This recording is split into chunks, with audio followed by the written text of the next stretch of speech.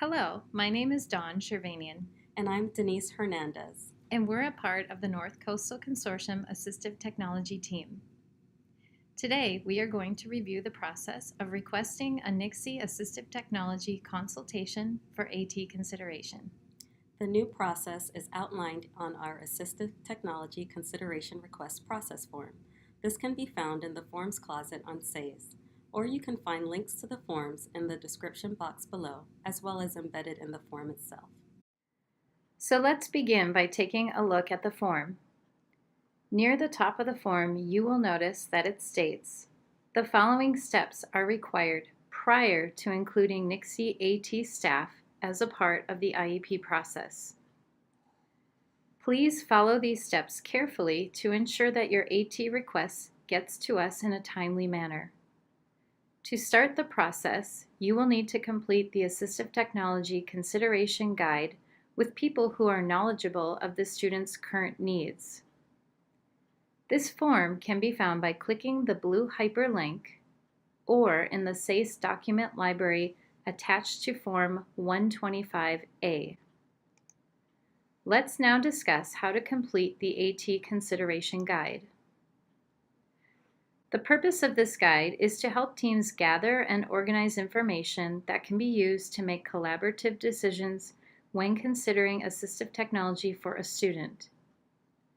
The guide can be completed during an IEP meeting when discussing the need for assistive technology on the Special Factors page or as part of a staffing.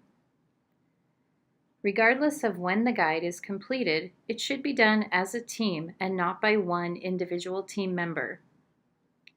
By filling out the guide as a team, you will help to develop a clear and accurate understanding of the student by including all the environments in which the student spends his or her time and the tasks that are required to accomplish. You will notice that there are checkboxes at the bottom of the form to indicate all members that contributed to the information on this guide. Please be sure to identify each individual that participated in its completion. The checkboxes near the top are to identify the areas of need based on the student's present levels. Once these areas are identified, the chart below walks you through the consideration process. Let's take a look at some sample entries. In this example, the team has identified writing, reading comprehension, reading decoding, and oral communication as areas of need. The first column of the chart asks to identify specific tasks that the student is currently unable to do in order to make progress towards goals. Remember, any identified area of need should have a corresponding goal to address that need in the student's IEP. Here we see that the student is required to write a multi-paragraph composition with correct spelling and organization, which are supported by goals number 1 and 3 in her IEP. The next column says to describe current strategies, accommodations, and tools in the student's current educational setting. And the team has done so by listing the following: graphic organizers and access to a word processor with word prediction, and that she is in a co-taught English class. The second question in that column is extremely important.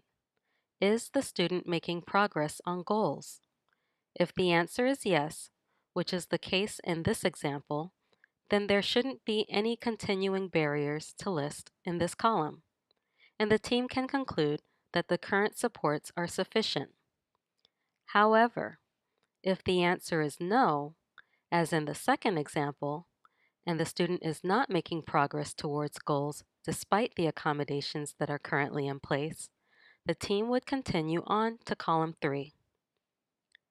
The third column is where you identify the barriers that prevent the student from making progress. This brings us to the final column. In this column, the team is encouraged to propose additional strategies or accommodations that have not yet been attempted. If the team feels that they have tried everything, they can indicate that further investigation will be required. The outcomes of the consideration guide must then be discussed and documented in the student's IEP. If the IEP team determines the need for an AT consultation, the following statement, which can be found on the Assistive Technology Process Form, must be included in the team action notes.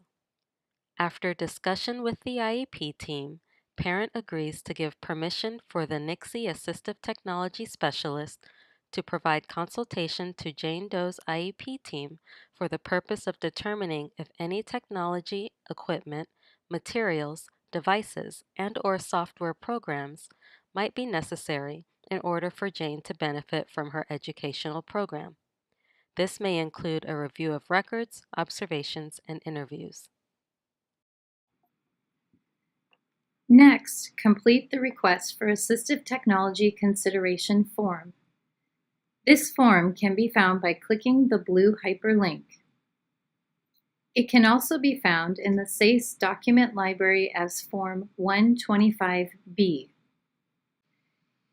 Include each team member's contact information, such as their email and phone number. Also, be sure to include the following documents: completed AT consideration guide, IEP documentation of parent consent for NCCSE AT staff consultation, relevant work samples related to IEP goals and areas of need, most current IEP including amendments, and most current assessment reports such as psychoeducational, occupational therapy, physical therapy, and speech and language. Send the completed packet to your district's special education director's office for signature. The completed packet with signature will then be sent to our assistive technology office. For more detailed information on how to consider assistive technology as part of the IEP process, please view our webinar on this topic, which can be found in the description box below. Thank you for watching. Bye-bye.